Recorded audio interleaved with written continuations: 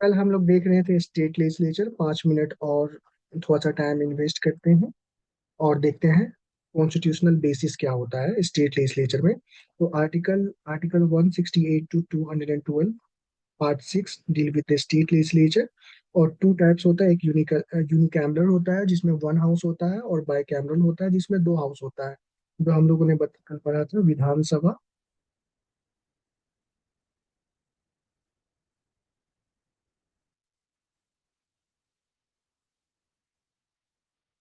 और लड़कियों को खासकर अपनी प्राइवेसी बहुत अच्छे से मेंटेन करनी चाहिए। ग्रुप में लड़के स्मार्ट बनने की कोशिश भी करते हैं, मैसेज करते हैं, ये करते हैं वो करते हैं, so that they can impress the girl. ठीक है, एक बार लड़का आपको मैसेज करा, स्ट्रिक्टली बोलो नो। दूसरी बार में आप मुझे मैसेज करो। 20 लोगों को निकाल चुके हैं, मोर देन 20-30 लोगों को निकाल चुके हैं। विधान परिषद थोड़ा सा स्पेस दोगे फिर वो चढ़ जाएगा। बाइकैमरल में हम लोगों ने देखा है कि बहुत सारे स्टेट्स में विधानसभा सिर्फ होता है और विधान परिषद होता है, जिसमें हम लोगों ने 6 स्टेट्स कल देखा था, विधानसभा एंड विधान परिषद। ठीक है, 6 स्टेट में होता है, बिहार, यूपी, महाराष्ट्र, कर्नाटका, आंध्र प्रदेश और तेलंगाना में। तो ये 6 का नाम याद होना चाहिए। और लेजिस्लेटिव असेंबली को हिंदी में बोलते हैं विधानसभा। टर्म होता है 5 ईयर टर्म, मिनिमम 60। मतलब ये कॉन्स्टिट्यूशनल प्रोविजन है, और मैक्सिमम 500 मेंबर्स होने चाहिए, मैक्सिमम। ठीक है, एक्सेप्शन गोवा में बहुत कम है क्योंकि आबादी कम है, सिक्किम में भी कम है क्योंकि आबादी कम है, और पुडुचेरी आप जान ही रहो तो कम है तो आबादी कम है। तो दीज आर द एक्सेप्शन जहाँ पे 60 से भी कम है। गवर्नर का नॉमिनेट पहले हुआ करता था, लेकिन 104th कॉन्स्टिट्यूशनल अमेंडमेंट के साथ इसको हटा दिया गया है। अब बात करते हैं legislative council, Vidhan Parishad. Indirectly elected होते हैं, इनका इलेक्शन नहीं होता है जैसे एमएलए का होता है। और ये इनका जो इस हाउस का जो ये अपर हाउस हो गया, एल्डर्स हाउस, ये 6 ईयर का होता है, और 1/3 रिटायर होते हैं एवरी 2 ईयर्स। जब मैं एक जगह था तो मुझसे एक क्वेश्चन पूछे थे, मतलब मेरे अंकल ने क्वेश्चन पूछा था कि क्वेश्चन पूछे थे कि राज्यसभा में हर 2 साल पे 1/3 लोग रिटायर्ड कर जाते हैं। तो पहले बार में और 6 ईयर टेन्योर होता है। तो एक बार जैसे मान लेते हैं 245 सीट्स थी, तो 245 लोगों को इलेक्ट करा गया 6 साल के लिए। फिर इसमें दिक्कत हो जाता है ना कि 1/3 लोगों को 2 साल के बाद इसमें से निकाल दिया जाए। तो जब कॉन्स्टिट्यूशन फॉर्मेशन हुआ था, फिर उसके बाद जब पार्लियामेंट हुआ था, तो वहां पे क्या हुआ था, लॉटरी सिस्टम लाया गया था, जिसका नाम नाम क्या है, मतलब लॉटरी में 3 तरह का ऑप्शन होगा, 2 तरह का ऑप्शन होगा, 2 इयर्स वाला और 6 इयर्स वाला। जिसके हाथ में 2 इयर्स गया हुआ तो 2 साल के बाद वो रिटायर्ड हो जाएंगे 1/3, और 1/3 ही समझो टोकन होगा। तो इस तरीके से इस व्यवस्था को लाया गया। नहीं तो सब लड़ने लगेंगे कि मैं क्यों 2 साल के बाद रिटायर हूँ, तुम क्यों नहीं हो जाते हो, तुम क्यों नहीं हो जाती हो। ठीक है, मैक्सिमम 1/3 असेंबली का 1/3 स्ट्रेंथ होता है, और मिनिमम 40 होना चाहिए। ऐसा नहीं है कि 40 से नीचे चला जाए। ठीक है, जैसे मान लो 60 अगर विधानसभा का स्ट्रेंथ है, तो इसका 1/3 क्या होता है, 20 हो जाएगा। लेकिन नहीं, आपको मिनिमम 40 मेंटेन करके रखो, 20 में क्या होने वाला है। तो दिस इज द करक्स, ये एक्सेप्शन, मतलब ये सारे इंपॉर्टेंट पॉइंट्स है। असेंबली में क्या होता है, first past the post system होता है जैसे, और यूनिवर्सल एडल्ट फ्रेंचाइज का यूज होता है। जैसे मान लो ये कॉन्स्टिट्यूएंसी है, यहाँ से एक मेंबर खड़े हुए हैं जीतने के लिए, इलेक्शन लड़ने के लिए, और इनको 50% +1 वोट ये नहीं चाहिए होता है। ठीक है, first pass the post system को थोड़ा सा समझते हैं। और ये 3 लोग खड़े हुए हैं, और टोटल आउट हुआ है वोट कितना, 5000 टोटल वोटर गए हैं वोटिंग करने के लिए 5000। तो मान लेते हैं इसको 1000 मिला, इसको 2000 मिला, इसको 1.5 ये मिला। ठीक है, तो 2, 3, 4.5 और 0.5 इंडिपेंडेंट कैंडिडेट को मिला। किसी को 50% वोट नहीं मिल रहा है, लेकिन जिसको ज्यादा मिलेगा, किसको ज्यादा मिला, इसको मिला, he will be declared as elected. First past the post system मतलब ये होता है। एक बार मैं विजन का टेस्ट सॉल्व कर रहा था, तो वहां पे ऐसे ही स्टेटमेंट था कि 50%+1। तो वो स्टेटमेंट गलत होगा। First part the post system में ऐसा नहीं होता है, जिसको ज्यादा वोटिंग की शेयर मिलती है वही डिक्लेयर्ड होता है एज एन इलेक्टेड। ठीक है। कल मैं यही रिकॉल कर रहा था। देखो मैं कल बता रहा था, वो एक मेमोरी में था मेरा, 1/3 इलेक्टेड बाय एमएलए। जो विधानसभा में होते हैं वही 1/3 इलेक्ट करते हैं, फिर उसके बाद 1/3 लोकल बॉडीज से इलेक्ट होते हैं, municipal panchayat Raj institution and all, cooperative से भी इलेक्ट होते हैं।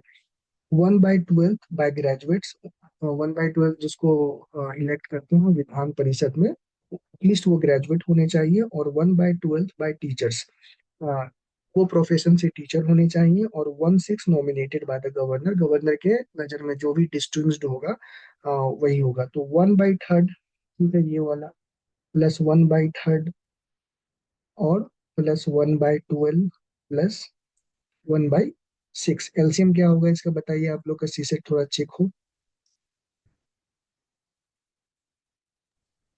ठीक है, ऊपर में क्या हुआ, 4 4 8 2 10, 4 4 8 2 10 11, एक और घट रहा है, 1/3 1/3 1/12 1/12 और प्लस ये 2 बार 112, एक घट गया था।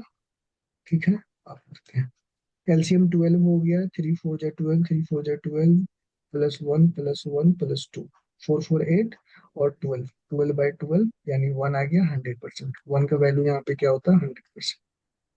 ठीक है, तो इस तरीके से ये पूछ सकता है, तो ये कंपोजिशन थोड़ा सा याद रखिएगा अच्छे से। यही मैं कल बताने की कोशिश कर रहा था, कोई बता नहीं पाया था। असेंबली, असेंबली 1/3 भी होता है, 1/6 भी होता है। Money bill can only originate here, assembly में ही ओरिजिनेट होगा और कहीं नहीं होगा।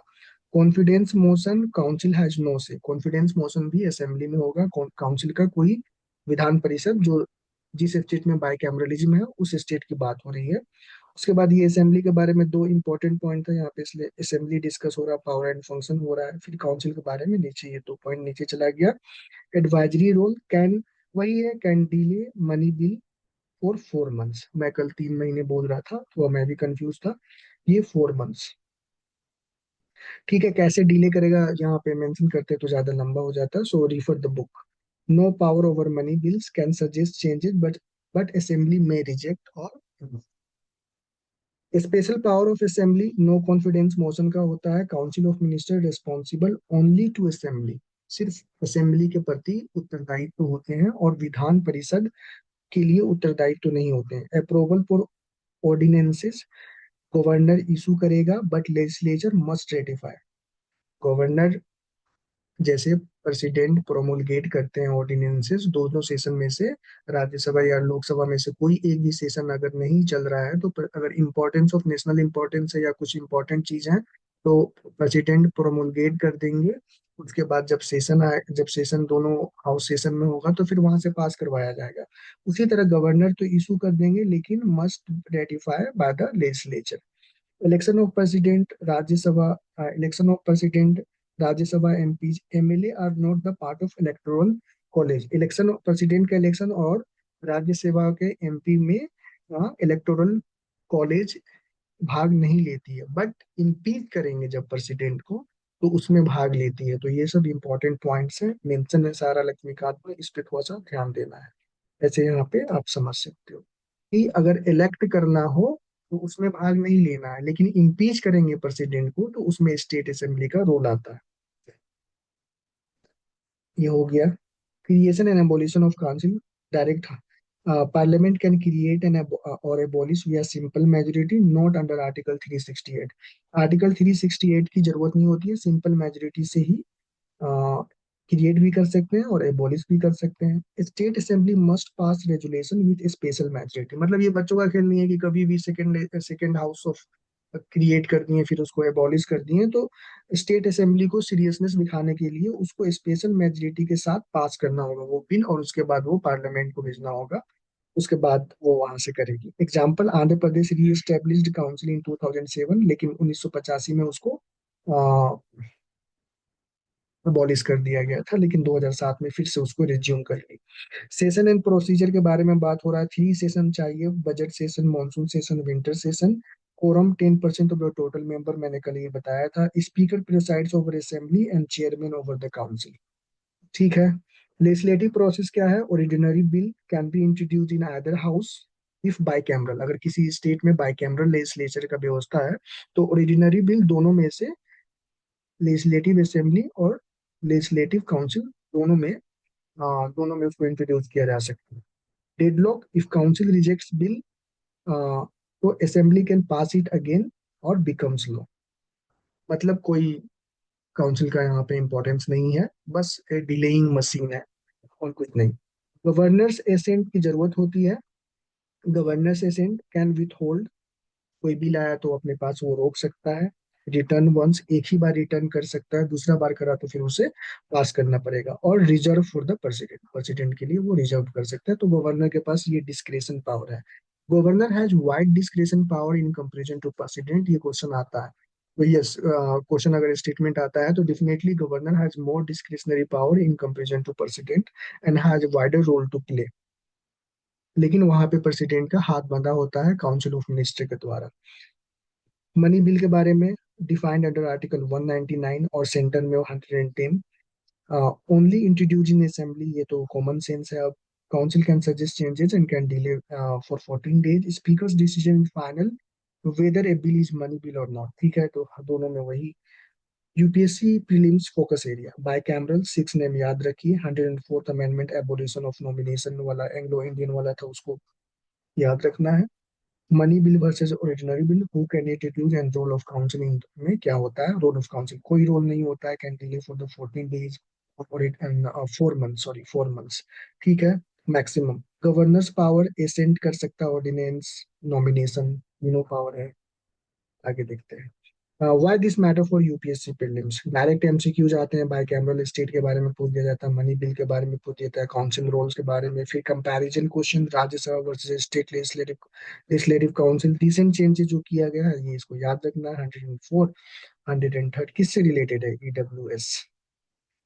ठीक है, इसमें 3 वर्ड है और ये 103 है, 109। ठीक है। तो कल अच्छे से नहीं हुआ था, आई वाज नॉट सेटिस्फाइड, तो इसको फिर से किया गया है and I think it will be more effective और काफी कंसाइज वे में होगा। ठीक है। Yes sir. Yes sir. चलिए, तो ये सब चीजें याद होनी चाहिए। तो 50 कॉन्स्टिट्यूशनल अमेंडमेंट्स,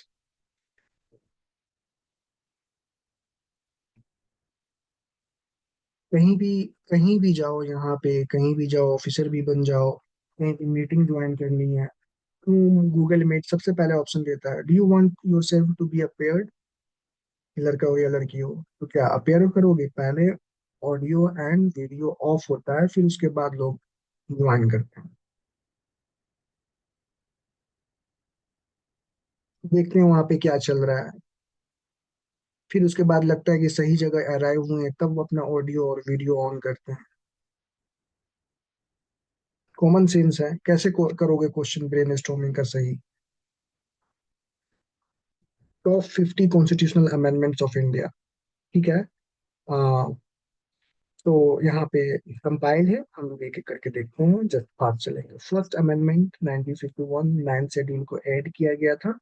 और वही लैंड रिफॉर्म जो कल उस पर थोड़ा सा लेक्चर वगैरह चल रहा था, लैंड रिफॉर्म से रिलेटेड, तो लैंड रिफॉर्म का जो एक्ट लाया गया था आर्टिकल 19 में, जो फंडामेंटल राइट्स था, राइट टू प्रॉपर्टी, उसको हटा के आर्टिकल 300 ए में जुडिशियल रिव्यू से जुडिशरी मान ही नहीं रही थी कि नहीं, fundamental rights is non amendable, amend नहीं किया जाता, इट हैज ए सैक्रोसेंट, मान ही नहीं रही थी जुडिशरी।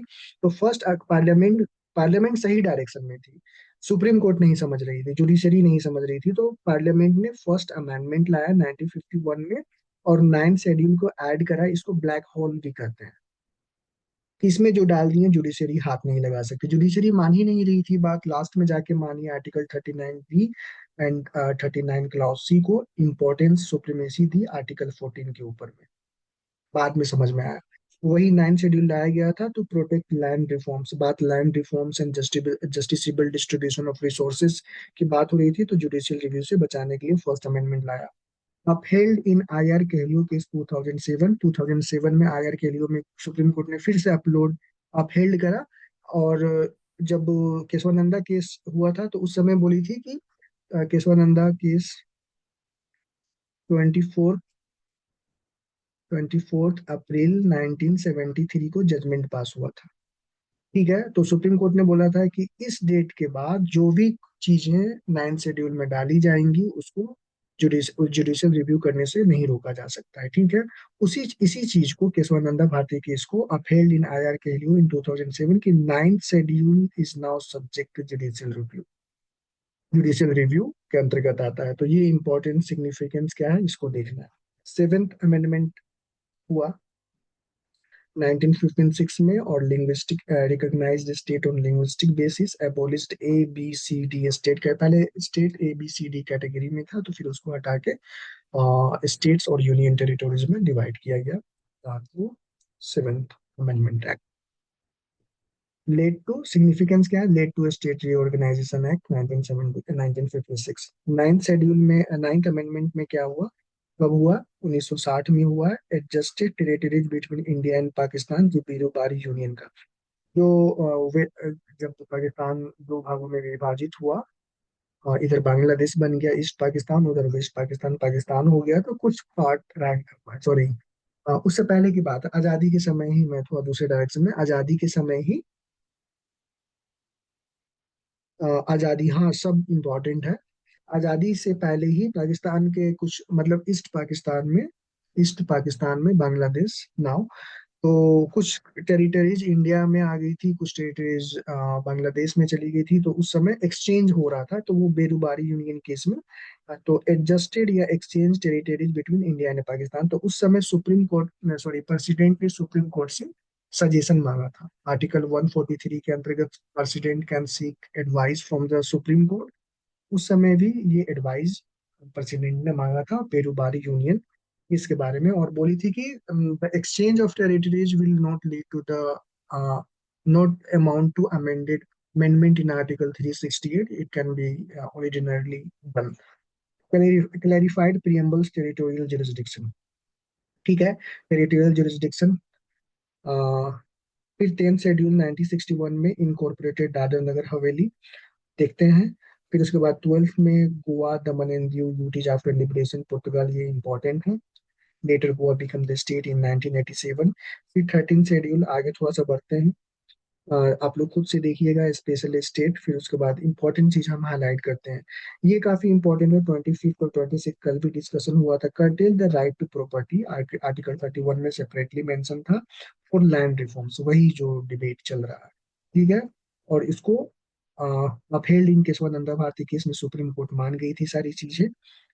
और अ, और 26, अगला 26 अमेंडमेंट हुआ 1971 में, इंदिरा गांधी की गवर्नमेंट थी, और Privi पर्सेज of former princely estate, जब आजादी हुआ था तो जितने भी प्रिंसली एस्टेट, कोई पाकिस्तान में जाना चाहते थे, कोई इंडिपेंडेंट रहना चाहते थे, कोई इधर जाना उधर जाना चाहते थे, तो उस समय ये थोड़ा सा पैरोट के तौर पे दिया गया था कि आपको प्रीवी पर्स बनाया गया था, एक कॉर्पस बनाया, फंड का कॉर्पस बनाया गया था, कि आपको एक रिस्पेक्टेबल अमाउंट ऑफ आपकी जो भी सर्विसेज में खर्चे वगैरह है, मतलब फाइनेंशियल हेल्प के लिए, तो उसको 1971 में 26th अमेंडमेंट के थ्रू इसको हटा दिया गया। मूव इंडिया टुवर्ड्स इगैलिटेरियनिज्म, यहाँ पे स्पेशल प्रिविलेज दिया गया था, जो भी राजा महाराजा जो राजवाड़े लोग थे, प्रिंसली एस्टेट, तो उनकी प्रीवी परचेज, वो तो कॉमन लोगों का पैसा था ना, मतलब कॉन्सोलिडेटेड फंड में जो भी पैसा है, गवर्नमेंट के खजाने में जो भी पैसा है अकाउंट्स में, वो तो कॉमन लोगों का है, सबका है।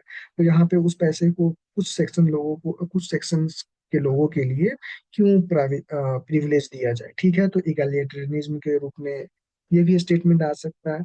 आर्टिकल, सॉरी अमेंडमेंट 36 काफी इंपॉर्टेंट है। Sikkim 22nd state ended the Sikkim's protectorate state. 42nd amendment mini constitution के नाम से जाना जाती है। Socialist secular preamble, expanded DPSP को भी एक्सपैंड किया गया, फंडामेंटल ड्यूटीज को भी जोड़ा गया, फिर ठीक है। Strengthened central power during emergency, emergency के दौरान पावर, सेंट्रल पावर को और ज्यादा मजबूत किया गया। लेकिन फिर इंदिरा गांधी की गवर्नमेंट चली जाती है और दूसरे गवर्नमेंट आते हैं, पीवी नरसिम्हा राव, तो फिर वो 44th अमेंडमेंट लेके आते हैं, और रिवर्स जो भी 42nd अमेंडमेंट में एक्सेसेस वाला काम किया गया था उसको रिवर्स किया जाता है, और रिस्टोर जुडिशियल पावर को रिस्टोर किया जाता है। Made right to property a legal right, और प्रॉपर्टी राइट को लीगल राइट आर्टिकल 300 ए में कर दिया जाता है। पोस्ट इमरजेंसी डेमोक्रेटिक रिस्टोरेशन, आगे बहुत सारा चीज देखेंगे कि 42nd में जो हुआ था, 44th में क्या चेंजेस आए। सेकेंड अमेंडमेंट हम लोग ऑलरेडी देख चुके हैं, 10th schedule anti defection law, और 1985 इंपॉर्टेंट है। कब पॉलिटिकल हॉर्स ट्रेडिंग, कल ही हमने ये वर्ड यूज करा था, horse trading. 61st amendment act 1989, voting age को 21 से 18 कर दिया गया, ये किस आर्टिकल में मेंशन है? Article 326, expanded democratic participation, democratic participation को एक्सपैंड कर दिया। पहले 21 साल वाले लोग वोट करते थे, अब 18 साल वाले लोग वोट करते हैं। 73rd अमेंडमेंट 1992, इंट्रोड्यूस पंचायती राज, ठीक है, 3 tier गवर्नमेंट, 11 शेड्यूल एडेड। फिर 74 को कम देना है, इसको थोड़ा सा ज्यादा इंपॉर्टेंस देना है, और इसके आर्टिकल को भी थोड़ा सा देख लेना है एक करसरी निगाह से कि क्या क्या चीजें हैं। 36th Amendment made education a fundamental rights, added Article 21A, और वही आर्टिकल 2009 में इम्प्लीमेंट हुआ। made a fundamental right was made foreseeable, इसको डीपीएसपी से निकाल के यहाँ पे foreseeable बनाया गया। 86th Amendment, ये याद रखना है।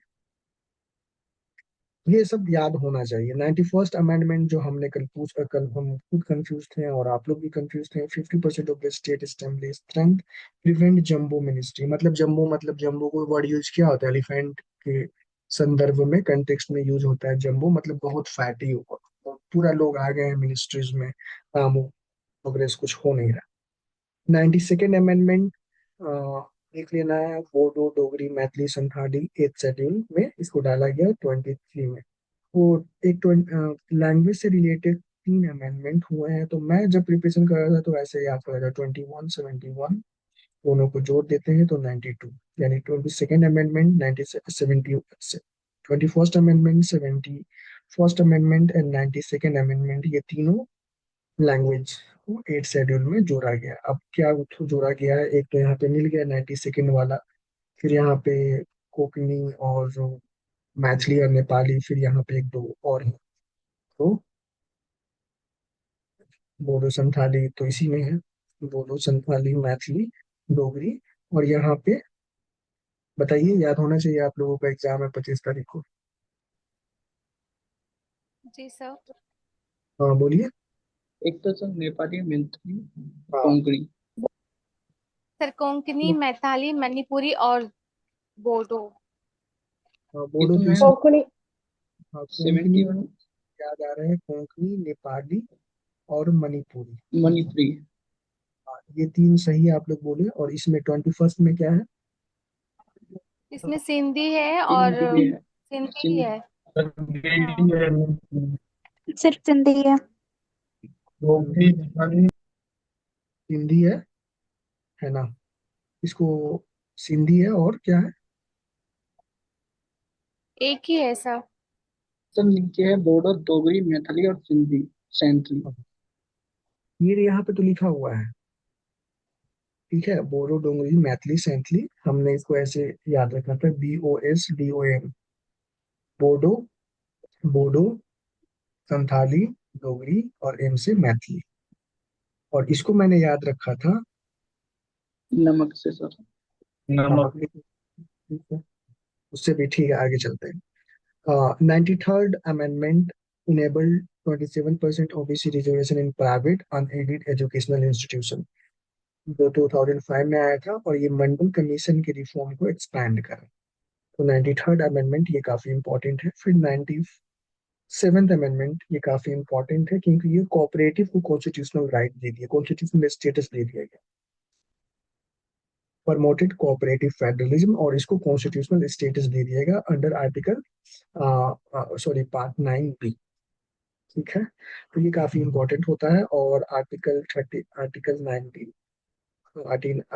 19 क्लाउज 1, और ये सी में है, टू फॉर्म कोऑपरेटिव, ठीक है, ऐसे है, मुझे जहां तक याद आ रहा है, सी फॉर कोऑपरेटिव, ऐसे मैंने याद रखा था।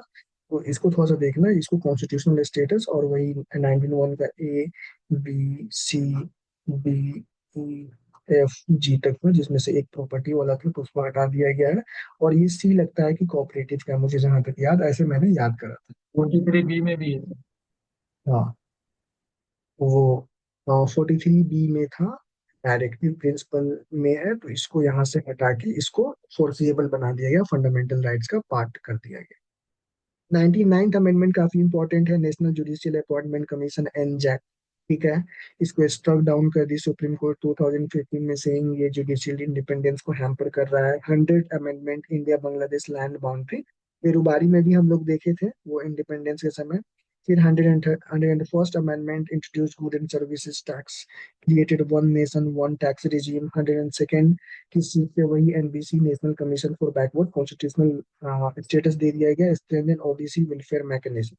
103rd वही EWS 10% reservation, extended the reservation beyond caste, caste से बाहर करके दे दिया गया। 104th वही S T and S C Lok Sabha reservation till 30 को एक्सटेंड किया गया, कंटिन्यूड अफर्मेटिव एक्शन। 105th क्या चीज से रिलेटेड है, restored states power to identify OBC, state के पावर को भी कि हर स्टेट में अलग अलग कास्ट के भी लोग डिफरेंट डिफरेंट जाति में मतलब कैटेगरी में होते हैं, तो स्टेट को भी पावर दे दिया है कि आप अपने हिसाब से, जैसे मान लो कोई ओबीसी झारखंड में है, तो वो ओबीसी मध्य प्रदेश में या उत्तर प्रदेश में वो जाति के लोग ओबीसी में नहीं आते हैं, वो जनरल में आ जाते हैं। जो जनरल में झारखंड में है या बिहार में है, वो हो सकता है मध्य प्रदेश में ओबीसी कैटेगरी में है, तो स्टेट ही डिसाइड करे कि उन जाति के लोगों को किस कैटेगरी में रख के कैसा बेनिफिट्स देना है। तो 105th अमेंडमेंट ये थोड़ा सा इंपॉर्टेंट और ट्रिकी हो जाता है। 106th अमेंडमेंट लेटेस्ट जो है, provided 30% reservation in Lok Sabha and state assemblies, but pending implementation requires delimitation. ठीक है, तो ये सारा जो हम लोग पढ़े हैं वो important key takeaways for UPSC prelims. सबसे पहला तो फर्स्ट 9 शेड्यूल इंपॉर्टेंट है, 24 एंड 25 जो हसल चल रहा था पार्लियामेंट और जुडिशरी के बीच में, वो ये देखना है। 42nd mini constitution, 44 post emergency reforms, क्या क्या इमरजेंसी में हम लोग पढ़ेंगे, इमरजेंसी उस समय लागू हुआ था, तो इमरजेंसी में देखेंगे कि 42nd अमेंडमेंट में क्या क्या क्या किया गया और 44th अमेंडमेंट में क्या क्या सेफ्टी रूल रिवर्स किया गया। 73rd and 74th local governance है, लेकिन ज्यादा फोकस हमारा 73rd पे रहेगा, जीएसटी पे भी रहेगा, बहुत बार न्यूज में रहता है। EWS, reservation extension, women's reservation, judicial impact, NJAC 2015 में, इसको कॉलेजियम सिस्टम जो हम लोगों ने थी जज। कोई आप में से सीरियस स्टूडेंट है जो जाके देखा था फर्स्ट जजेस का, फर्स्ट सेकेंड एंड थर्ड जजेस किस पढ़ा था? कोई भी माइक ऑन करके बताइए ईमानदारी से, जाके पढ़ा था कोई फर्स्ट सेकेंड एंड थर्ड जज? जी सर। हाँ, साहिल पढ़े थे? जी सर। एक सर ही गूगल आदमी? में उसमें 14-15 आए थे सर। गूगल में क्या 14-15? केस आए थे, बहुत सारे केस रिलेटेड आए थे सर। करने के लिए कौन बोला था? आपके पास बुक है, स्टैंडर्ड बुक, लक्ष्मीकांत एक पैराग्राफ में समझा दिया। Sorry sir. देखिए, 15 में क्यों उलझना है, 3 ही 4 केस इंपॉर्टेंट में रहना है। और वो देखिए, कुछ भी चीज आ रहा है और आपके पास दो ऑप्शन है, तो स्टैंडर्ड बुक को रिफर करना है। एक 2026 ग्रुप में एक प्रतिमा यादव नाम शायद है, if I am not wrong, उन्होंने पूछा कि सर आप जो पीडीएफ दे रहे हो उसको डाउनलोड करवा के प्रिंट आउट करवा के पढ़े। मैंने मना कर दिया, नहीं, एक वर्ड में नहीं, आप स्टैंडर्ड बुक रिफर करिए, उसी को पढ़िए, वही नोट्स है आपका। ठीक है, तो एक ही आदमी ने पढ़ा तो कैसे रिजल्ट निकलेगा? 73rd and 74th empowered local bodies, 101st GST से रिलेटेड है। ठीक है, कहानियां खत्म होता है। इन सारी चीजों को एक जगह, इसको प्रिंट आउट करवा लेना है। इसको प्रिंट आउट करवा के एक जगह रखिए और आपका टाइम थोड़ा सा हम बचा देंगे। चलिए आगे चलते हैं। यहाँ पे टॉप 100 आर्टिकल्स को कंपाइल किया गया है एक जगह। किसी को कुछ क्वेश्चन वोश्चन कुछ बात कर लिया हम लोग? बताइए, किसी को कोई समस्या वगैरह? हाँ, एक चीज और बोलना था कि सबसे पहले आप बोलते हैं good morning sir, good afternoon sir, अस्सलाम वालेकुम, नमस्ते सर। ठीक है, 1 मिनट चार्जर लगा लेते हैं।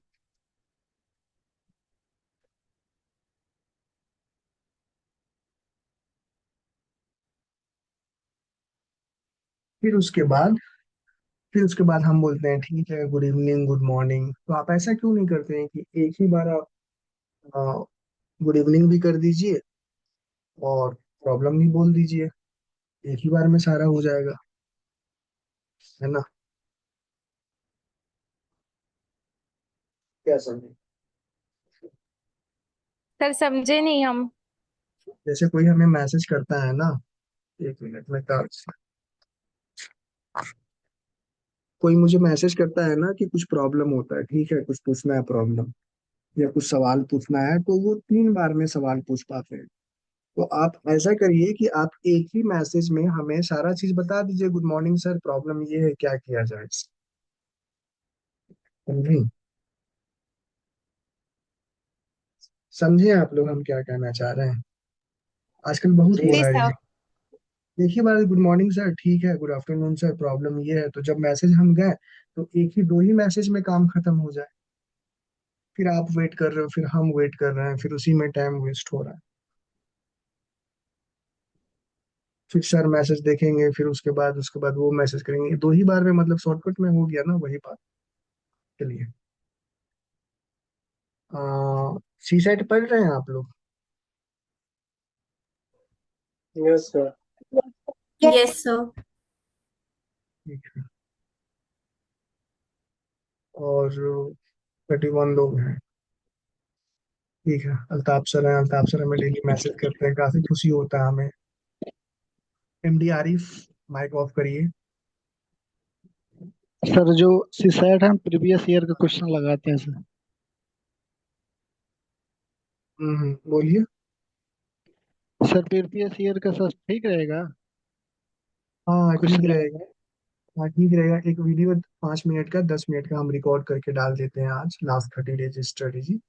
ठीक है, सोने से पहले या कल मॉर्निंग में देख लीजिएगा उसको, रिकॉर्ड करके हम डाल देते हैं 10 मिनट का, लास्ट 30 डेज में क्या करना चाहिए, डूज एंड डोंट्स। उसको यस मॉर्निंग में सर। 5 मिनट का सर वीडियो कल रहेगा ही के आपको। डेट पर एग्जाम है और बहुत ज्यादा एंजाइटी हो रही सर। सर देखिए 12 आवर्स नहीं हो पा रहा है सर। क्या नहीं हो जा रहा है, क्या नहीं हो रहा है?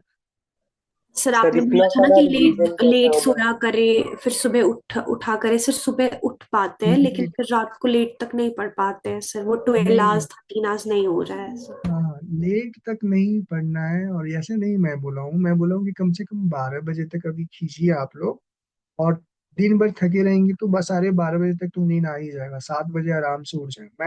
मैं 1 बजे सोता हूँ और 7:30 तक हमें उठना है, मैक्सिमम डिले कर सकते हैं हम 8 AM, मतलब 8 बजे के बाद मेरा भूत उठ के खड़ा हो जाएगा, क्योंकि हमें ऑफिस जाना है। उठ के 8 बजे हमें खड़ा हो ही जाना है। अगर 8:10 में उठे तो फिर मैं ब्रश नहीं कर पाता हूँ, स्किप करना पड़ता है ब्रश, लेकिन हमें ऑफिस तो जाना है। सर मैं ठीक 4 बजे सोता हूँ, 7 बजे उठ जाता हूँ, 7:10 तक। है? नहीं, नहीं, ये गलत तरीका है। आपको धीरे धीरे आप तरीका को चेंज करिए। 12 मतलब जो 2 बजे सोते हैं 1 घंटे घसकाइए इधर, फिर ऐसे जो 12 बजे 11 बजे पढ़ाई छोड़ दीजिए, मतलब आगे चल के, अभी नहीं होगा, 1 हफ्ते के बाद धीरे धीरे घसकाइए। एग्जाम से पहले 6-7 घंटे का नींद होना चाहिए। और नहीं भी होता है तो कोई दिक्कत नहीं, फोड़ के आना है, माइंडसेट जैसा रखिएगा वैसा रिजल्ट आएगा, लेकिन ऐसा नहीं कि आप, सर लेकिन डेली का एक चीज टारगेट रहता है सर। लेकिन एक डेली चीज का रहता है। इंश्योर करना, हाँ एक चीज इंश्योर करना है इसमें, एक चीज इंश्योर करना है कि मान लीजिए 25 मई को एग्जाम है, और 24, 23, 22, 21 और 20, क्या होता है, ये एक हफ्ता में से 7 दिन में से दो, दो चार, दो छह, 7 दिन, 7 दिन में से कोई ऐसा दिन होना चाहिए जिसमें 8 घंटा आप सो जाएं। अगर एट ए स्ट्रेच 8 घंटा नहीं सोए तो हो सकता है कि 25 मई को खराब कर दे, 24 मई खराब कर दे आपका। तो ये बायोलॉजिकल साइकिल होता है कि आप मैक्सिमम 1 हफ्ते तक अपने बॉडी को एकदम स्ट्रेस लेवल पे ले जा सकते हो। वो कभी भी कोलैप्स हो सकता है कि एग्जाम दिन ही कोलैप्स कर जाए आपका ब्रेन, और कम एक्टिव हो। तो ये इंश्योर करना है कि ये किसी भी वीक में, मतलब किसी भी डे में 8 घंटे अगर नींद आ गया तो ले लेना, 9 घंटे भी ले लेना है, तो दैट हम 25 मई को बचा लें, जिसमें हमें ऑप्टिमम यूटिलाइज करना है। ठीक है, तो हम 5 मिनट 10 मिनट का वीडियो, मैक्सिमम 5 मिनट का, स्पीड बढ़ा के देख लीजिएगा, कल मॉर्निंग में मैं डाल दूंगा आज। ठीक है, सेशन ज्यादा इंपॉर्टेंट है तो इसको करते हैं 100, टॉप 100, और डरने उड़ने का नहीं है, जैसा माइंडसेट रहता है ना वैसा ही रिजल्ट होता है। निगेटिव माइंडसेट रखोगे तो निगेटिव। मैं आज से 2-3 साल पहले मैं सोचता था यार मेरी सैलरी इतनी हो जाए, मेरी सैलरी इतनी, ईमानदारी से बोल रहा हूँ। और एक इंसिडेंट भी लाइफ में था, कोई हमसे बोला था कि उसकी सैलरी इतनी है, और और मतलब पर्सनल चीजों से रिलेटेड एक कहानी है, लेकिन मैं उसको डिस्कस नहीं करना चाहता हूँ। लेकिन मुझे एक ने बहुत ही इम्फैटिकली उस समय बोला था कि मेरी सैलरी इतनी, मतलब वो मतलब एक तरह का सटायर था, मतलब एक तरह से वो तंज कसा गया था मेरे ऊपर। तो मैं तो यार शौक था। लेकिन आज तो फिर मैं दिमाग में सोचा था मेरी सैलरी भी उतनी ही है, हो जाएगी। और इस बार हो गई। तो जैसा माइंडसेट रखोगे वैसा होगा आपके साथ। जी सर। ठीक है। निगेटिव माइंडसेट रखोगे यस सर। निगेटिव रिजल्ट होगा, और पॉजिटिव माइंडसेट रखोगे। आज भी मैं सोच रहा था शाम में, यार वो उस दिन बोला था, मतलब आज से 4 साल 5 साल पहले की बात है, वो बोला था कि मेरी सैलरी इतनी, तुम इतना कमा भी नहीं पाओगे। लेकिन आज मेरी सैलरी उतनी ही है जितना वो बोला था। और हमें लगता है कि वो वहीं स्टक होगा। मतलब एक लड़की थी, फीमेल थी, वो हमें बोली थी, तो वो हमें लगता है कि अच्छा होगा, कहीं होगी गवर्नमेंट जॉब में। इंजीनियर थी, जूनियर इंजीनियर थी बीएसएनएल में। चलिए। तो हम पॉजिटिव हमेशा रहें। और मेरी सैलरी है उतनी जितनी वो बोली थी कि मेरा इतना है, मतलब प्राउड होके, और थोड़ा सा हमें थोड़ा सा नीचे दिखा के, मतलब कि ये वो दिखता है। चलिए। तो ये चीज है। तो बता ही देते हैं 10 सेकेंड में, मेरी उससे शादी सेट होने वाली थी, और वो बोली कि हम तुमसे ज्यादा कमाते हैं, मेरी सैलरी इतनी है।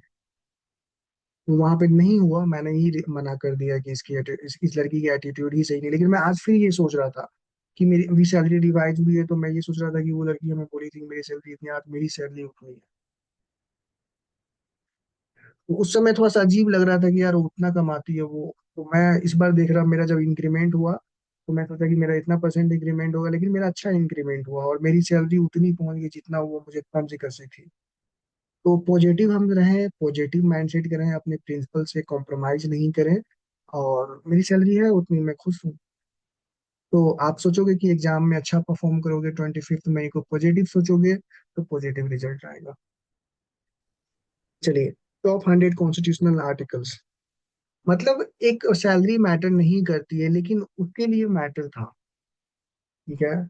जो बोला था उसके लिए मैटर करता था। लेकिन मैं पॉजिटिव रहा था, तो मैं वहां तक तो पहुंच गया हूँ, 2 साल में उसको पीछे कर दूंगा। ठीक है। टॉप 100 कॉन्स्टिट्यूशनल आर्टिकल्स, उसने क्राइटेरिया बनाया था उसको ना। तो मैं ये बोल रहा हूँ कि मैं पॉजिटिव रहा। ठीक है, मैं डिमोटिवेटेड नहीं हुआ। मैं वैसे ही, आप सोचोगे 25 मई को जो भी होगा मेरा फाइनल रिजल्ट होगा। फाइनल रिजल्ट, मेंस का टिकट मिल जाएगा हमको 25 मई को, और मेंस हम लिखेंगे। ठीक है। Top 100 constitutional articles of UPSC structured for pre and mains. Article 1 काफी इंपॉर्टेंट है, यूनियन ऑफ स्टेट। ठीक है। Union as India as union of state, not a federation by choice. जैसे यूएसए में हुआ बाय चॉइस, सारे स्टेट यूनिट साथ में आए, इकट्ठा हुए, और एक फेडरेशन का निर्माण करें। इंडिया में वैसा नहीं हुआ। तो की टेक अवेज क्या है? States have no right to secede। States के पास कोई अधिकार नहीं है वो निकल के श्रीलंका के साथ चले जाए, चाहे अकेले हो जाए, चाहे इधर उधर चले जाए। Why important? Basis for Indian federalism. हम लोग वाई इंपॉर्टेंट आप खुद से पढ़िएगा, हम लोग यहाँ पे आर्टिकल थोड़ा सा देख लेते हैं, और की टेक अवेज देखते हैं। आर्टिकल 3 इंपॉर्टेंट है, parliament can alter state boundaries without state consent. और इसमें सबसे बड़ी इंपॉर्टेंट चीज है, ये ऑर्डिनरी अमेंडमेंट से होगा।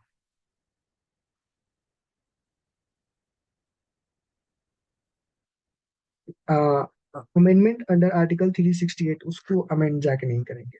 आर्टिकल 14 आपको मालूम ही है, 19 मालूम ही है। 6 फ्रीडम्स हैं, स्पीच, असेंबली, और आगे 4 और हैं, वो देख लेना है विथ रीजनेबल रिस्ट्रिक्शन के साथ। ऐसा नहीं कि कुछ भी बोलते जाए।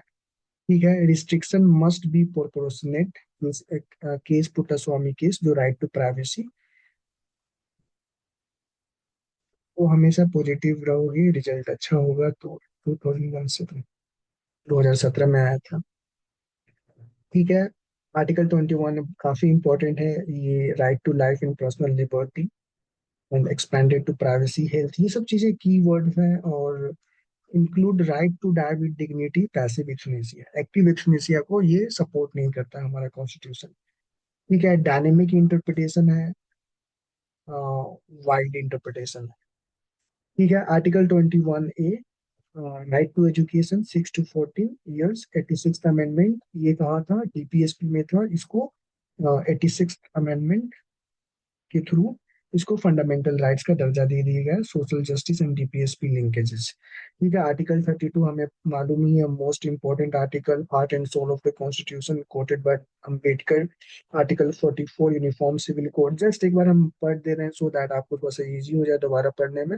Article 51A fundamental duties for the second amendment 1976 inspired by Russian constitutions, और often asked with Verma committee 1990।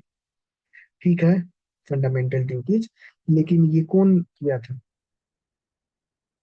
सोन सिंह थे ना, इसी समिति सही है।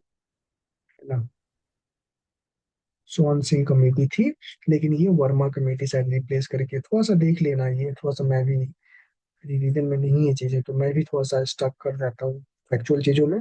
Article 72 president's pardon power, pardoning power, और जस्ट हमने बोला था कि इसमें 98 करने का या 89 ऐड करने का, तो 72 में 89 ऐड करेंगे 1, और 161, 89 ऐड करें तो 161, ये गवर्नर। 89 ऐड करके एक बार देख लेना, एक बार 90 ऐड करके देख लेना, तो हो सके आर्टिकल ही पूछ दे या स्टेटमेंट में आर्टिकल पूछ दे, और आपको स्टेट का पता हो या सेंटर का पता हो, तो उसमें 89 और 90 लमसम में आ जाए या एग्जैक्ट आ जाए तो उसको सही करके निकल लेना है। Article 74 council of minister aids and advises the president, अगर स्टेट का निकालना है तो फिर 74 में 89 जोड़ दीजिए, 943 8816 163। Article 75 PM appointed by president, PM appoint करती है, and ministers and other ministers holding office during president's. यहाँ पे दूसरा फैक्ट लिखा हुआ है, लेकिन मैं ये बोलने वाला था कि PM appointed by the president and rest of the ministers are appointed by president on the advice of PM. ठीक है, article 110 money bill only introduce in the Rajya Sabha, sorry Lok Sabha, Rajya Sabha can't amend. ठीक है, जैसे हमने उस दिन बोला था आधार एक्ट को कोट करा था कि ये फाइनेंशियल बिल थी, लेकिन मनी बिल के रूप में इसको पैक करके सर्टिफिकेट देके इसको पास कर दिया गया। Article 112 union budget annual financial statements presented on 1st February since 2017।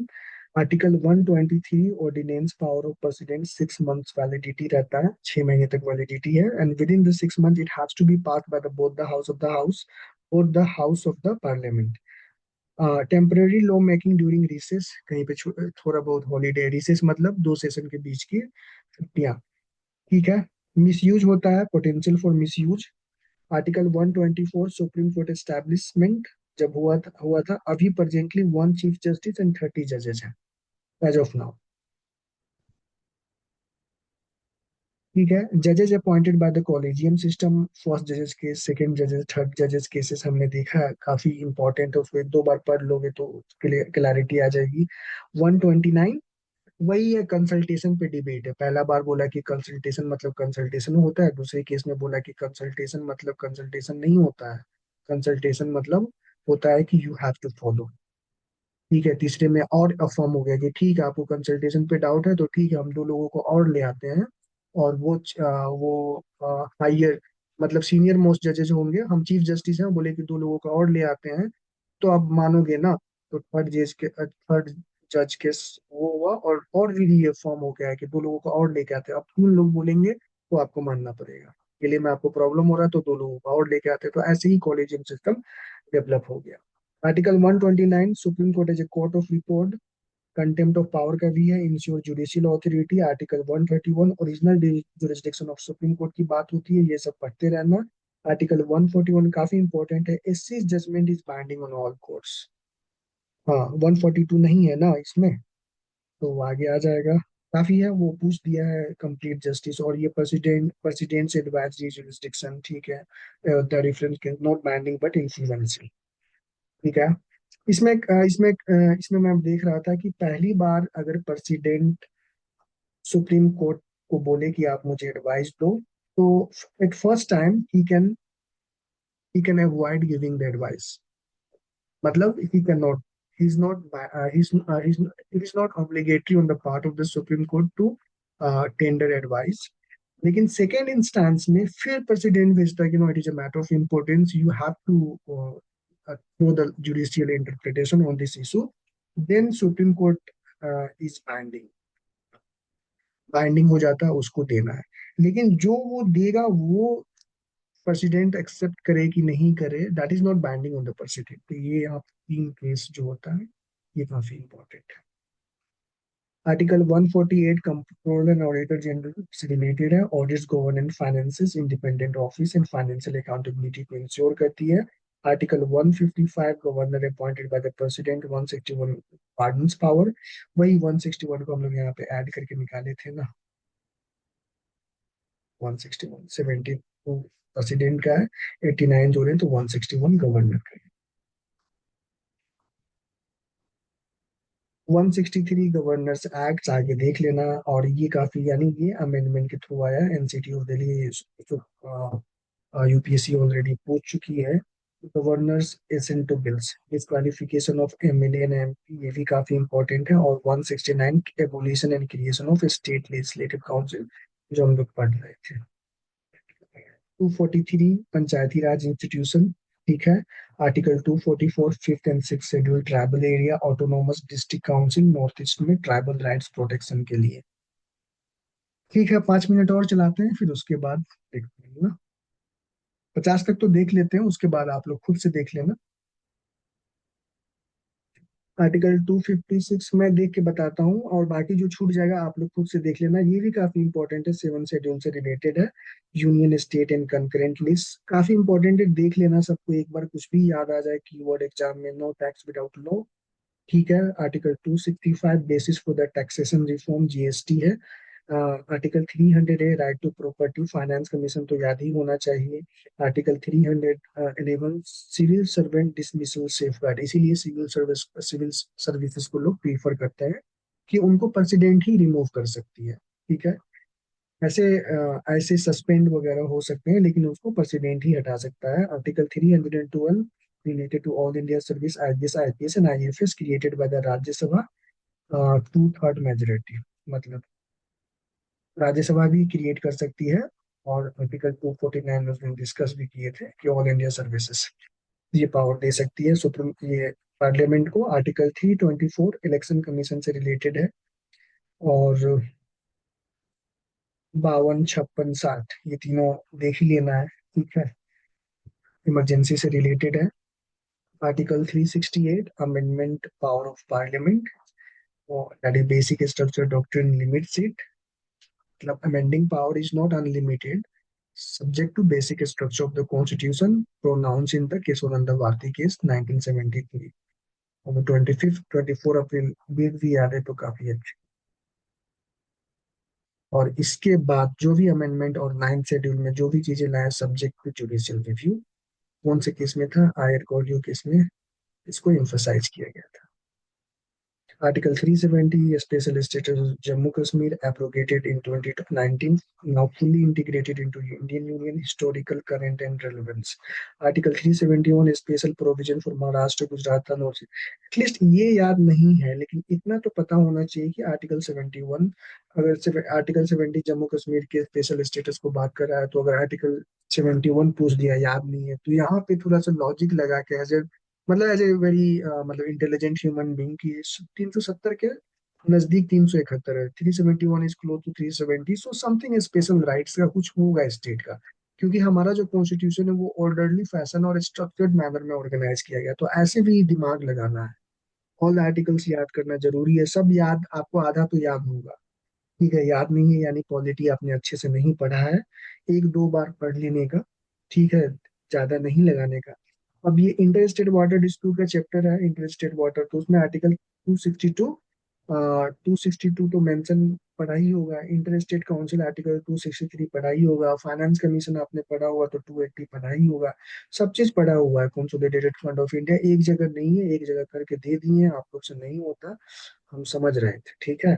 और टाइम कम है। आर्टिकल 3 फंडा freedom of trade and commerce, ठीक है, subject to reasonable restriction, reasonable restriction लगा सकती है, और इसका यूज कोविड के दौरान हुआ था। Article 110 all India service, parliament can create new थोड़ा सा इसको देख लेना, यहाँ पे हमें गड़बड़ लग रहा है, एक बार इसको वेरीफाई कर लेना। ठीक है, आर्टिकल 300 ये रिपीट हो रहा है। 312 ए यानी अमेंडमेंट ए आई सी रिक्रूटमेंट रूल्स, इसको छोड़ दीजिए, उतना कोई इंपॉर्टेंट नहीं है। 315 यूपीएससी एंड स्टेट पीएससी, ठीक है। और एडमिनिस्ट्रेटिव ट्रिब्यूनल, ये काफी इंपॉर्टेंट है, ये जुड़ गया है, यानी अमेंडमेंट के थ्रू इलेक्शन कमीशन पता ही होना चाहिए। 315 to 324 हमको लगता है यूपीएससी है, और 324 टू समथिंग ये इलेक्शन कमीशन है। जस्ट आगे पीछे ही दोनों चैप्टर है लक्ष्मीकांत में, मुझे जहां तक याद आ रहा है। Article 330 SC and ST and Lok Sabha reservation, और ये काफी इंपॉर्टेंट है, national commission for backward class. Official language article 323 में है। लास्ट के थोड़ा सा सिलेक्टिवली हो सकते हो, और ये रिपीट हो रहा है, पता नहीं क्यों रिपीट हो रहा है। ठीक है, यहाँ तक रिपीट हो गया शायद हमको लगता है। ठीक है, यहाँ पे seven schedule union state concurrent list important है। 8 शेड्यूल रिलेटेड टू लैंग्वेज। ठीक है, लेटेस्ट एडिशन जो हुआ था 2003 में, बोडो, डोंगरी और संथाली और Maithili. 9th schedule related to land reforms laws, ठीक है। तो to safeguard from the judicial review. 10th schedule is related to anti-defection, 52nd Amendment in 1985. और 11th schedule related to panchayat power, schedule भी यहाँ पे देख लो आप लोग। 74th amendment, 73rd amendment, grass root governance, urban local governance. फिर यहाँ पे क्या आ गया, फंडामेंटल ड्यूटीज।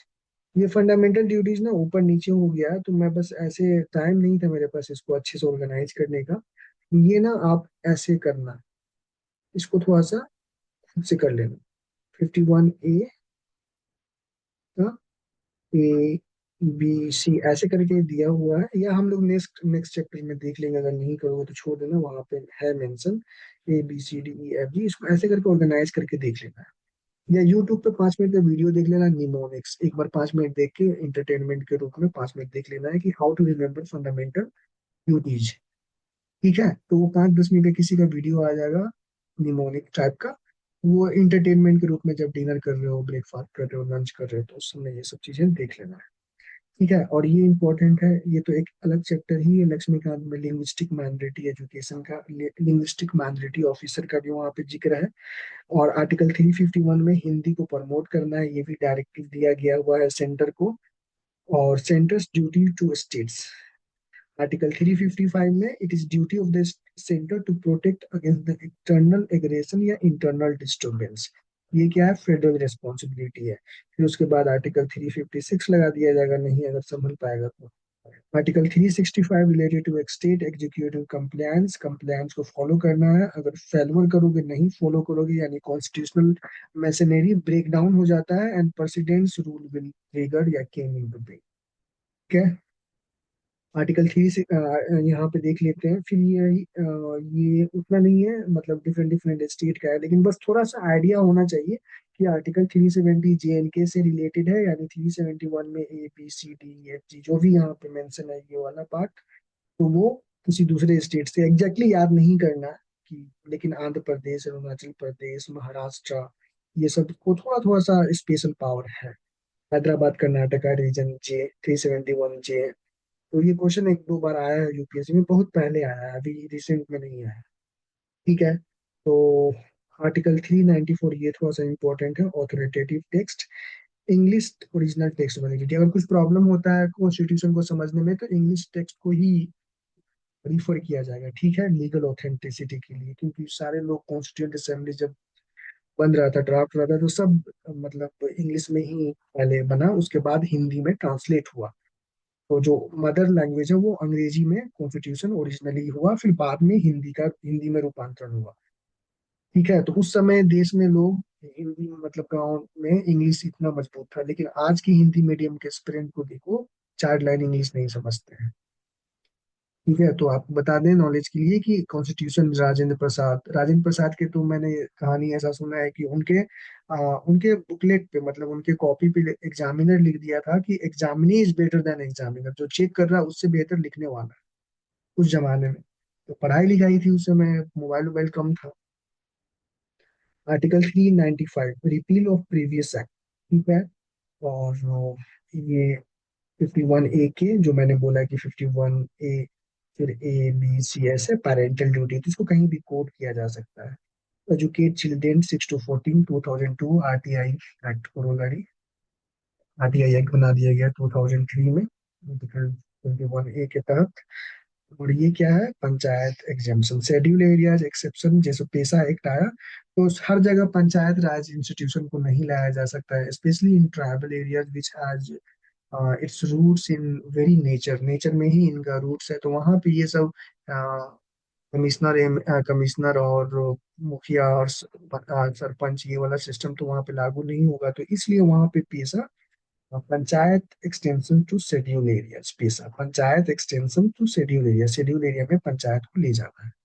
वहाँ पे उनके ट्रेडिशनल जो मेथड्स हैं, ट्रेडिशनल ग्राम मीटिंग करने का, मशवरा करने का, तो वन वो सब चीजों को इम्पोर्टेंस और प्रोविजनल दिया। शेड्यूल 5 और 6 यूपीएससी का फेवरेट है, तो है इम्पोर्टेंट, है इसमें होगा, है ना, ट्राइबल वाला से, ट्राइबल से ही रिलेटेड है, तो वो अलग चैप्टर में आ जाएगा, लेकिन यहाँ पे होगा, मिस हुआ होगा, ठीक है। ट्राइबल ऑटोनॉमी की बात हो रही है, शेड्यूल पूरा नहीं है यहाँ पे, थोड़ा सा ऊपर से नीचे मिस हो गया, 7 से स्टार्ट हुआ है यहाँ पे, तो शेड्यूल हम लोग डिस्कस नहीं कर रहे हैं ना, हमारा डिस्कशन आर्टिकल है यहाँ पे, तो शेड्यूल 5th and 6th काफी इंपॉर्टेंट है, ट्राइबल से रिलेटेड, जैसा हम लोग डिस्कस कर रहे हैं, ठीक है। Panchayat extension to schedule areas, तो लेट्स होल्ड इट हेयर, यहाँ पे रुकते हैं, ठीक है, फिर कल मिलते हैं,